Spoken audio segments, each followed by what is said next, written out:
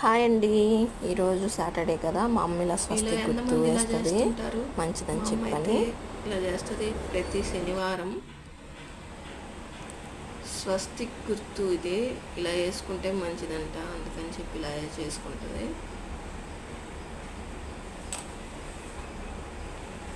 పూజ గదిలో బెల్లం ప్రసాదంగా పెడతాం కదా, పెట్టినప్పుడు చీమలు వస్తాయి. రెడ్ కలర్ రాకూడదు అనమాట, బ్లాక్ కలర్ చీమలు వస్తే మంచిదంట.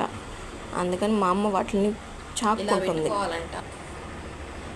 ఇదిగోండి వెంటనే సంకాడ పెట్టింది కదా, అది 3 ప్రసాదాలుగా పెట్టింది, అలాగే పెట్టాలంట.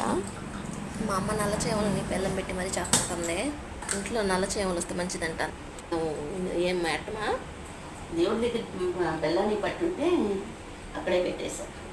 దేవుడికి ప్రసాదంగా పెట్టింది అనమాట. బెల్లము పెట్టినప్పుడు ఇట్లా పెట్టేసి వదిలేసింది.